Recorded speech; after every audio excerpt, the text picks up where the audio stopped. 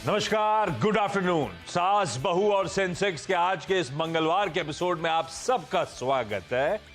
आज हम सब की क्वेरी सुलझाने के लिए अगले आधे घंटे चैनल पे हमारी मदद करने के लिए हेम सिक्योरिटीज की आस्था जैन जुड़ती है। आस्था, हाय, गुड आफ्टरनून। बस बातचीत की शुरुआत करेंगे। Toll free number, WhatsApp number, Twitter ID, Instagram, जो कन्वीनियंट हो, जैसे कन्वीनियंट हो, रीच आउट करिए, अपने सवाल भेजिए। हमारी टीम, दिखा तो दीजिए, इतना सारा बोल रहा हूं, हमारी टीम आपसे टच में रहेगी ताकि आप लोगों की क्वेरीज की स्केड्यूलिंग, यानी कि किस दिन आप जुड़ सकते हैं, किस दिन प्रोग्राम में आपकी अवेलेबिलिटी हमारे स्लॉट्स को देखते हुए फिर डिसाइड किया जाता है। तो भाई सवाल भेजना मत भूलिए। डायरेक्टर साहब दिखाने के मूड में है नहीं आज, जब भी दिखा सके दिखा दीजिएगा। अच्छा, एक काम करिए, मार्केट से दिखा दीजिए फिर। या और इस बीच जब तक मार्केट दिखाएंगे तब तक मैं आपको मूड माहौल समझा देता हूं मार्केट्स का।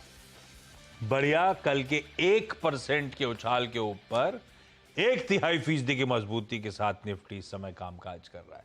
तो कल एक बहुत बढ़िया पावरफुल कमबैक सेशन था फ्राइडे के उस पेन के बाद। हमने निफ्टी पर ऑलमोस्ट 200 पॉइंट का उछाल आता हुआ देखा था।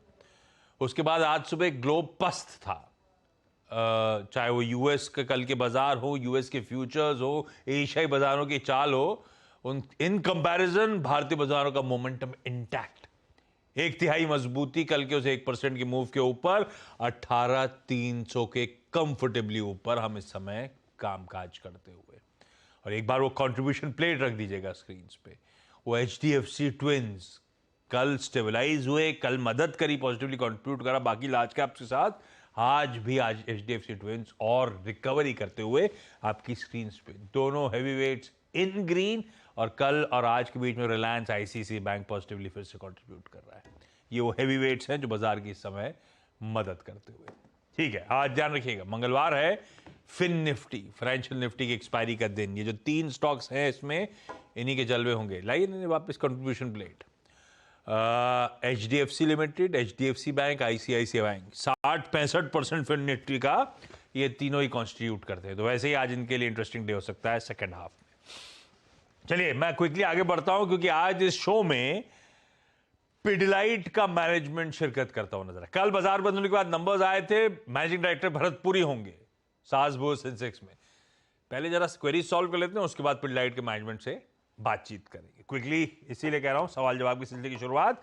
और दिखाइए जो जो जुड़ चुके हैं सबको स्क्रीन पे। आज हमें सिरसा जाना है, अहमदाबाद जाना है और साथ साथ नासिक जाना है। सिरसा से शुरुआत कर रहा हूं। याशिका जी आपको आपकी स्क्रीन पे नजर आएंगी। याशिका मैम, हाय, गुड आफ्टरनून। ये डॉक्टर, गुड आफ्टरनून।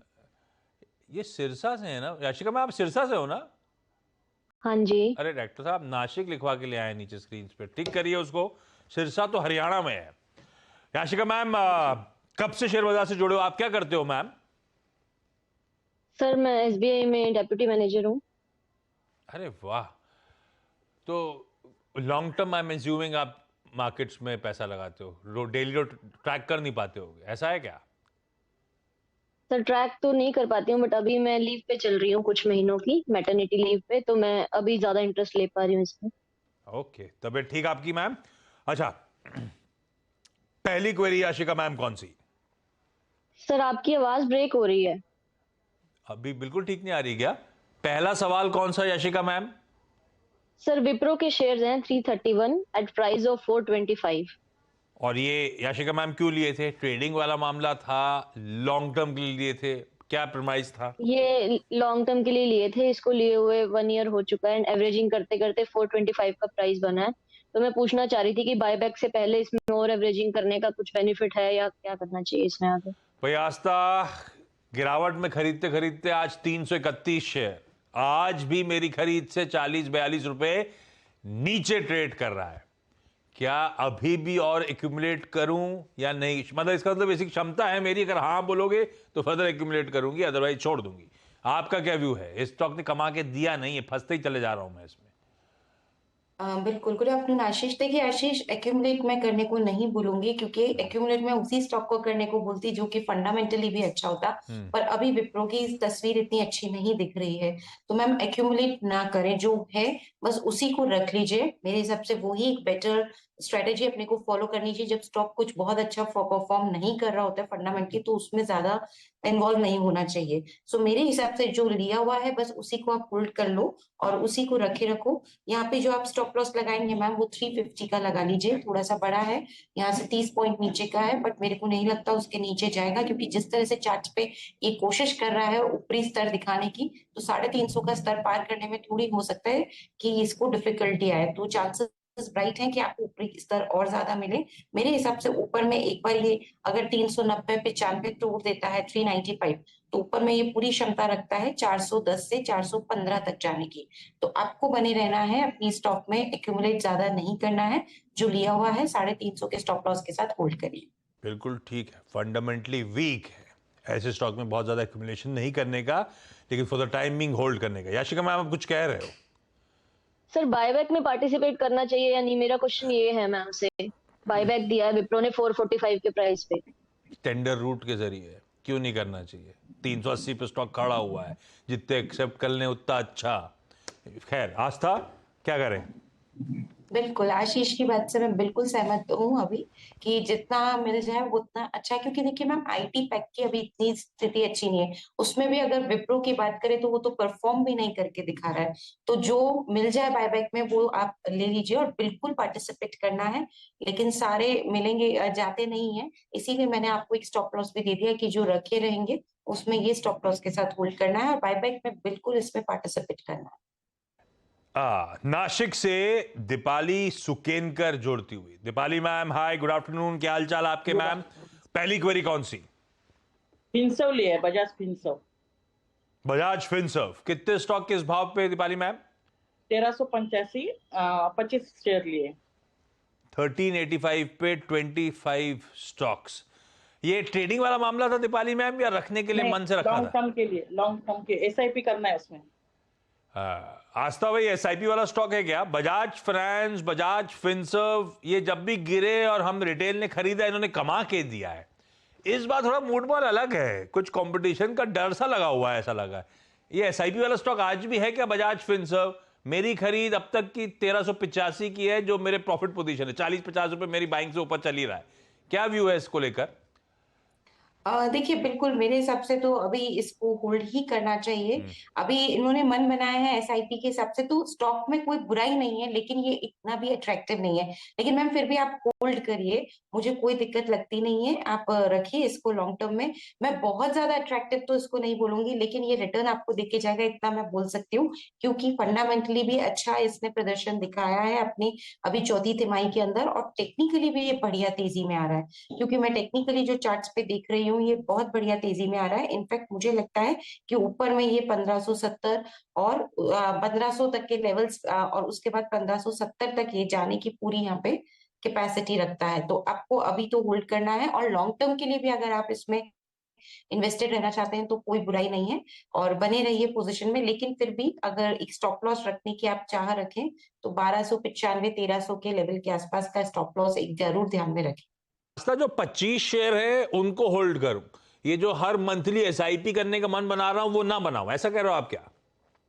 हाँ, बहुत ज्यादा वैसा अट्रैक्टिव नहीं। जो लिया हुआ है वो अच्छा है, और ये जो स्टॉक है ये रिटर्न भी देके जाएगा, ऐसा नहीं है। लेकिन एसआईपी वाला स्टॉक, वो वाली कैटेगरी के लिए मुझे लगता है कि ये बहुत स्लो रिटर्न देने वाला स्टॉक है। इसलिए मैंने बोला कि मंथली एसआईपी ना करें, लेकिन लिया हुआ है वो बिल्कुल मुझे कॉन्फिडेंस है कि इनको रिटर्न जरूर मिलेगा इस काउंटर। थोड़ा अपफ्रंट नहीं पूछता, शो खत्म करते करते निफ्टी 50 का एक ऐसा स्टॉक अगर मन बना ही लिया मैम ने एसआईपी करने का, तो कौन सा स्टॉक होगा जिसमें मंथली कुछ कुछ खरीदारी करूं? आप सोच के रखना। इस बीच अहमदाबाद से रिद्धि पटेल जी जुड़ती हुई। सुना फोन लाइन पे जुड़ रही है रिद्धि मैम, आप साक्षात नजर नहीं आ रहे हैं। सर, हाँ सर बोलिए। नहीं, आप बताओ, सवाल कौन सा है पहला? मुझे गैलेक्टिको के कॉर्पोरेशन के शेयर है मेरे पास 2000। गैलेक्टिको के 2000 शेयर है मेरे पास। बाइंग प्राइस 40 रुपये, तो मुझे क्या करना चाहिए? गैलेक्टियो कॉर्पोरेशन तो शायद हमारे सिस्टम में भी ना हो। गैलेक्टियो कॉर्पोरेट सर्विसेज, हाँ हाँ, उससे शेयर है मेरे पास। कितने पे लिए थे? 40 में पे लिए है। ये तो 5 रुपए पे आ गया। हाँ, ये कहां से आया था? गैलेक्टियो कॉर्पोरेट सर्विसेज, आइडिया कैसे आया था आपका? ऐसे ही टीवी में देखा था तो लिया था ऐसे ही। ये तो हमारा तो स्टॉक पे हॉटबोर्ड भी नहीं है हमारे पास, भाव भी नहीं दिखा सकते। कहां पे देख लिया आपने? खैर जहां भी देख लिया हो, ये गैलेक्टियो गड़बड़ है, ऐसे देख के नहीं लेना था कुछ। मैंने तो कभी सुना भी नहीं था। आस्था भाई, गैलेक्टियो कॉर्पोरेट सर्विसेज हेम सिक्योरिटीज ट्रैक करता है क्या? 40 ही खरीद थी, पेनी स्टॉक हो गया है 5, 5.5। सर्किट से चला था, सर्किट से गिर रहा है। देखिए, ट्रैक तो हम लोग नहीं करते, लेकिन फिर भी मैं इसके बारे में जरूर इनको थोड़ा सा इंफॉर्मेशन दूंगी। ये company basically financial services management company है, और ये fund raising, investment advisory, under writing issue, ये सब काम ये करते हैं। लेकिन ये नतीजे अच्छे नहीं है, फंडामेंटली स्ट्रॉन्ग काउंटर नहीं है, टेक्निकली भी ये बहुत डाउन साइड दिखा रहा है। मैम, इसमें से आप एग्जिट कर लीजिए। 5 रुपए का भाव ऑलरेडी, ये जो यहाँ पे मैं प्राइजेस देख रही हूँ वो 5.5 है, कुछ मिलना नहीं है इसमें। एक बार आशीष मुझे इनकी कॉस्ट प्राइस बताएंगे, क्योंकि मैं मिस कर गई। कितना 40 इन्होंने लिया रुपया था? आस्था 40 रुपया बहुत ऊपर में लिया हुआ। मैम, ऐसे स्टॉक्स में आप या तो पीरियोडिकली रिव्यू करते रहिए या स्टॉप लॉस लगाइए। अब 5 रुपए में आपको कुछ मिलना भी नहीं है, रखिए मैम, होल्ड देखते हैं, लेकिन इसमें मिलेगा कुछ भी नहीं, ये मैं श्योर हूँ। अब आप एक काम करिए मैम, इसमें से निकल जाइए और कार्बोरेंडम यूनिवर्सल ले लीजिए। मुझे वो स्टॉक पसंद आता है, मुझे लगता है कि ये स्टॉक आपको रिटर्न्स देके जाएगा। तो गैलेक्टियो में से आप एग्जिट करिए। अगर आप इतना बड़ा नुकसान उठा सकते हैं तो एग्जिट कर लीजिए, क्योंकि फंडामेंटल भी अच्छे नहीं है। और कार्बोरेंडम यूनिवर्सल जो आज भी 3% बढ़ा हुआ है, मुझे लगता है ये स्टॉक में एकदम कम है, या आगे और बढ़िया रिटर्न्स देगा यहाँ से भी। सो कार्बोरेंडम खरीद लीजिए। गैलेक्टियो में से पार्शियली तो एग्जिट ही करिए, 5 रुपए में कुछ मिलना तो है नहीं, इसलिए पार्शियली होल्ड कर लीजिए। मैम क्विकली अगला सवाल।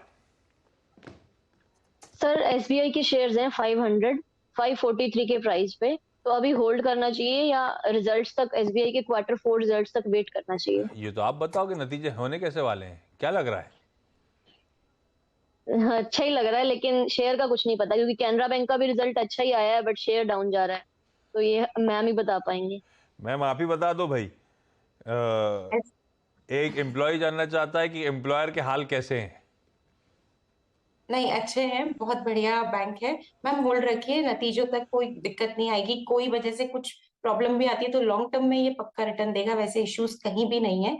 मैं यहाँ नतीजे भी अच्छे एक्सपेक्ट कर रही हूँ, लोन ग्रोथ बढ़िया आने की संभावना है। सो आप बिल्कुल बने रहिए निश्चिंत होके, कोई दिक्कत नहीं है। 600 से ऊपर के लेवल्स ये दिखाएगा काउंटर मीडियम टर्म में। चलिए, Yashika ma'am, Riddhi ma'am, Deepali ma'am, धन्यवाद आप लोग का जुड़ने के लिए, इस प्लेटफॉर्म पे क्वेरी रेज करने के लिए, और रास्ता बड़े तरीके से सारी क्वेरी सॉल्व करने के लिए आपका भी धन्यवाद। जल्दी इसलिए समेट रहा हूं कि पिडिलाइट के मैनेजिंग डायरेक्टर साहब आपको आपकी स्क्रीन पे नजर आएंगे। बस ब्रेक के उस पार नतीजों पर करेंगे बातचीत।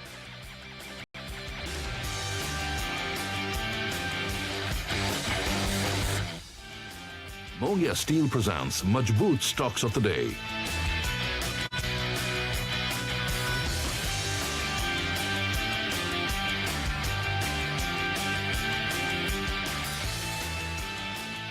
Nexus Select Trust, owner of India's leading mall platform of high-quality assets, with 17 best-in-class malls across 14 cities, now makes an initial public offer of units aggregating up to 32 billion rupees. The 100% book-built offer of units being offered in a price band of 95 to 100 rupees per unit.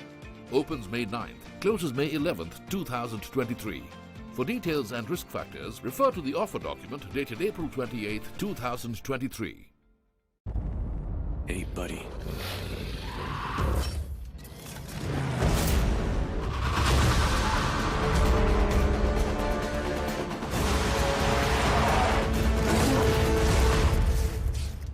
Hope you like them.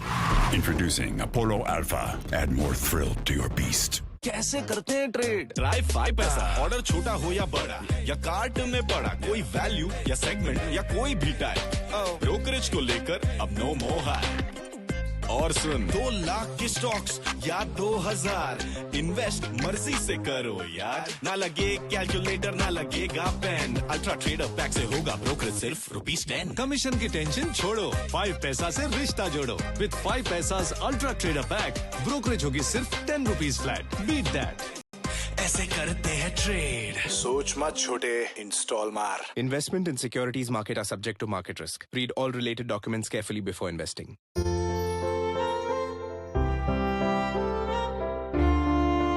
तेरी रोशनी हूं मैं, Kisna? That's the boss's cabin. The mechanic is behind. Morning, ma'am. Morning. And you are here. Good morning. Good morning. Ma'am, और कोई option? Life में और कहीं options मिले ना मिले, मोतीलाल ओसवाल आपको देता है ऑप्शंस ट्रेडिंग में options. Introducing Motilal Oswal option store with a wide range of options in options trading. Explore करो option store. Investment in securities market is subject to market risks. Read all the related documents carefully before investing. We don't just make new categories. We remake legends.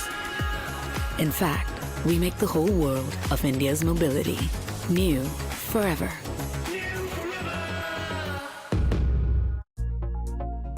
ये snacks enjoy करने का नया तरीका है, smart तरीका है। पर आपको पता है और क्या स्मार्ट है? Investing on angel one, 0 brokerage and full convenience. अब तो मैं सिर्फ फूड शेयर करता हूँ, ब्रोकरेज नहीं। Investments in securities markets are subject to market risks. Read all the related documents carefully before investing. Local cooler ने निकाल दिया ना पसीना। ले आए CFD टेक्नोलॉजी वाला सिम्फनी एयर कूलर जो दे पूरी कूलिंग पूरे सीजन। मैं गिरगिट हूँ, रंग बदलना मेरा काम है, लेकिन आपका वेल्थ मैनेजर वो उसे मुझे कॉपी नहीं करना चाहिए, है ना? चुनिए नुवामा, हम करते हैं वही जो आपके और आपके पैसों के लिए है सही। Nuvama, let's do it right. Canara Bank presents Canara Premium Payroll Account. Free term insurance and instant overdraft facility. Avail unique advantages and benefits. Experience the best.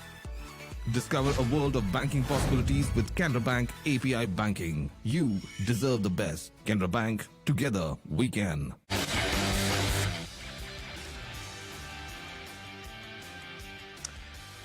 भाई ब्रेक के बाद आपका स्वागत है। लाइए पिडलाइट इंडस्ट्रीज का स्टॉक। कल बाजार बंद होने के बाद नतीजे आए थे। नतीजे on the face of it अच्छे, पर स्ट्रीट एक्सपेक्टेशन से कमजोर। मैं आता हूं नंबर्स पे। खैर उन नंबर्स पे बात करने के लिए पिडलाइट इंडस्ट्रीज के managing director Bharat Puri sir आपको आपकी स्क्रीन पे नजर आएंगे। Puri sir, thank you so much CNBC आवाज के लिए वक्त निकालने के लिए। डॉक्टर साहब रिजल्ट दिखाइए पहले स्क्रीन पे। सब बड़ा, लेकिन जो स्ट्रीट एंटिसिपेट कर रहा, एक्सपेक्ट कर रहा था उतना नहीं। आय में 7% का उछाल, मार्जिन 16% वाले बढ़ के 17% हुए, पर स्ट्रीट डिसअपॉइंटेड इसलिए हुआ क्योंकि हमारी एक्सपेक्टेशन लग गई थी 18.5% की। तो मार्जिन एक्सपैंड हुए, लेकिन जितना स्ट्रीट एंटिसिपेट करके बिल्ट इन करके चल रहा था उतने नहीं। खैर ये पुरी सर, इनफैक्ट मुझे याद पड़ता है हम लोग आज सुबह चर्चा भी कर रहे थे कि लास्ट क्वार्टर भी एक्सपेक्टेशन से पिडलाइट का एक ठंडा परफॉर्मेंस था, म्यूटेड परफॉर्मेंस था। आमतौर पे हमें आदत थी पिडलाइट एक्सपेक्टेशन से हमेशा ओवर डिलीवर करके देता था। ये back to back second quarter जब एक्सपेक्टेशंस मीट नहीं हो रही, क्या हम लोग ज्यादा ऑप्टिमिस्टिक हो रहे हैं या वाकई पिडलाइट की ग्रोथ थोड़ी ठंडी पड़ रही है? ऐसा है कि हमारा बिजनेस सीक्वेंशियल देखना सही नहीं होगा, क्योंकि हमारे चारों क्वार्टर सही एक तरह के नहीं होते हैं। हमारे लिए क्वार्टर 3 और क्वार्टर 1 बड़े क्वार्टर होते हैं, फिर क्वार्टर 2 और क्वार्टर 4 सबसे छोटा क्वार्टर होता है। उस हिसाब से अगर आप देखें, जहां तक हमारी ग्रोथ है, कंज्यूमर बाजार बिजनेसेस 10% से ग्रो हुए हैं, वॉल्यूम ग्रोथ 7% है।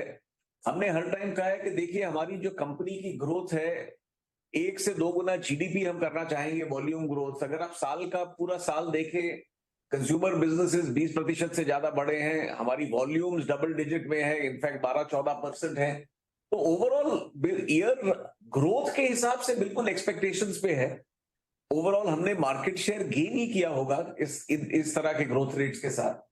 जहां तक मार्जिन का सवाल है, शुरू से हमने कहा कि भाई देखिए ये अनप्रेसिडेंटेड साल था, उसमें खुशखबरी ये है कि अगर आप क्वार्टर 4 में देखें तो ग्रॉस मार्जिन वापस आना शुरू हो गया है। अब अगर आप मार्च का हमारा एग्जिट मार्जिन देखें तो वो हमारी रेंज में है नाउ, अब वो 20% की रेंज में वापस आ गया है कि अब जो पुराना जितना रॉ मटेरियल था वो कंज्यूम हो चुका है। तो हमारे हिसाब से अगर हम आगे भविष्य में देखें तो जैसे हम कह रहे हैं कॉशियस ऑप्टिमिज्म है, क्योंकि ग्रोथ हमारा अभी बरकरार रहना चाहिए। आहिस्ता आहिस्ता रूरल और सेमी अर्बन भी वापस आना चाहिए। क्वार्टर 4 एक पहला क्वार्टर है जहां रूरल और सेमी अर्बन ग्रोथ एक्चुअली पहली बारी अर्बन ग्रोथ से ज्यादा है। तो अगर ये आगे ट्रेंड रहा तो हमारे लिए काफी अच्छा होगा। सो ओवरऑल अगर हम पिछले साल को देखें तो काफी सेटिस्फैक्शन से देखेंगे, क्योंकि मार्जिन के हिसाब से साल एंड अच्छा हुआ है और ओवरऑल पूरे साल की ग्रोथ काफी रोबस्ट रही। ये सही कह रहा हूं पुरी साहब। एक चीज अच्छी थी, जो ग्रॉस मार्जिन्स हैं वो बहुत स्ट्रांगली कम बैक करें इस क्वार्टर में।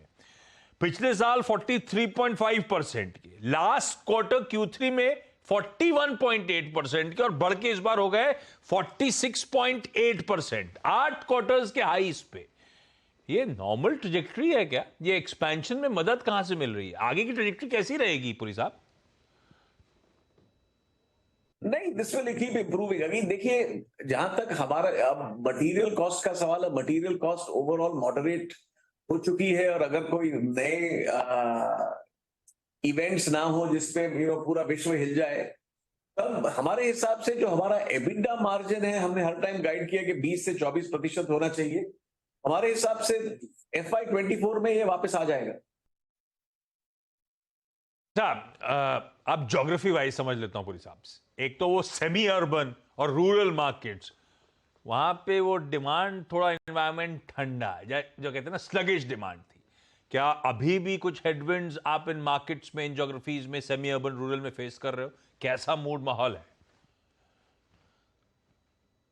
देखिए, जो हेडविंड है इस टाइम पे एक्चुअली इज जो एक्सपोर्ट बिजनेसेस हैं, जो बिजनेसेस हैं जो हमारे कस्टमर एक्सपोर्ट करते हैं, जिनको हम इंडिया में सप्लाई करते हैं, लेदर के हो, टेक्सटाइल्स के हो, ये बिजनेसेस में काफी चैलेंज है, क्योंकि वेस्टर्न मार्केट्स में क्लियरली डिमांड कंडीशंस बहुत सॉफ्ट हैं। हमारा पिगमेंट्स का बिजनेस है, हमारा उसका मैसिव एक्सपोर्ट यूएस और यूरोप में है, वो बहुत बुरी तरह सफर कर रहा है क्योंकि वहां डिमांड नहीं है। तो अगर आप कहें नियर टर्म में, एक तो जो इंटरनेशनल मार्केट्स है, और देखिए अब हम हालांकि इंडिया पे हमारे हिसाब से इम्पैक्ट बहुत कम होगा, पर फिर भी हम अपने आप को पूरा आइसोलेट नहीं कर पाएंगे। तो इसलिए ये जो ग्लोबल रिसेशन का फियर है, इसका एक इम्पैक्ट हो सकता है। दूसरा ये है कि भाई अभी जहां तक मॉनसून का सवाल है, नॉर्मल मॉनसून हो मेरे हिसाब से, तब रूरल और सेमी अर्बन लॉन्ग टर्म के लिए वापस आएगा। ठीक है, जाते थे एक आखिरी सवाल पुरी साहब, और डोमेस्टिक, अब चैनल पे हम लोग बहुत चर्चा कर रहे हैं आजकल की डोमेस्टिक ड्रिवन जो स्टॉक्स हैं, डोमेस्टिक फेसिंग कंपनीज जो हैं, उनका गजब का मूड माहौल बना हुआ है। जितनी लार्जली एक्सपोर्ट्स पे डिपेंडेंट है, वहां पे मूड बिगड़ा हुआ है। हमारे केस में भी लकीली ज्यादातर धंधा तो डोमेस्टिक है, पर जो एक्सपोर्ट पार्ट है वो डिमांड सबड्यूड नजर आ रही है। आप कैसे देख रहे हो? क्या किसी स्पेसिफिक ज्योग्राफी का इशू है तो उसे मिटिगेट करने के लिए किसी नए मार्केट में चैनलाइज कर रहे हो अपनी एनर्जी को? क्या प्रेजेंट, और साथ में इसी के साथ क्लब कर देता हूं, जब आउटलुक की चर्चा हो रही है तो demand scenario real estate side में हिंदुस्तान में कैसा नजर आ रहा है? तो देखिए, जहां तक हमारा इंटरनेशनल मार्केट्स का सवाल है, हमारा उद्देश्य बड़ा सिंपल है। हम एक इमर्जिंग मार्केट्स मल्टीनेशनल हैं और आगे बढ़ना चाहते हैं, तो हमारी फोकस इमर्जिंग मार्केट्स पे है। बेशक हमारी जो साउथ एशिया की मार्केट्स हो, बांग्लादेश, श्रीलंका, नेपाल, इमर्जिंग जो पूरा मिडिल ईस्ट है, एंड देन पूरा Africa, these are our focus markets, और यहाँ हमारी ग्रोथ रेट्स अच्छी है। यहाँ अब हमारे अफ्रीका में 2 प्लांट हैं, एक कीनिया में, एक इजिप्ट में, दुबई में प्लांट है। सो ओवरऑल इंटरनेशनली हम इस उद्देश्य से चल रहे हैं कि हम एक इमर्जिंग मार्केट्स मल्टीनेशनल हो। जहां तक आपका दूसरा सवाल है, देखिए रियल एस्टेट में ऐसा है कि हमारा जो होम इंप्रूवमेंट का बिजनेस है, 2/3 डिमांड रेनोवेशन से आती है और तकरीबन 1/3 नए कंस्ट्रक्शन से आती है। जहां तक केबल, वायर, एक्सेट्रा है, मेरे हिसाब से इनका उल्टा है। और मेरा रियल एस्टेट जो नया कंस्ट्रक्शन है ज्यादातर डिमांड उनकी वहां से आती है, क्योंकि एक बार वो लग जाए फिर वो चेंज नहीं होते। तो हमें भी इसका फायदा हो रहा है। क्लियरली जो कंस्ट्रक्शन और रियल एस्टेट में थोड़ी तेजी है, उससे हमें फायदा हो रहा है। पर ये याद रखें कि हमारा बिजनेस दोनों न्यू कंस्ट्रक्शन और रेनोवेशन दोनों पे निर्भर है, और रेनोवेशन ज्यादा रहती है, न्यू कंस्ट्रक्शन कम रहता है।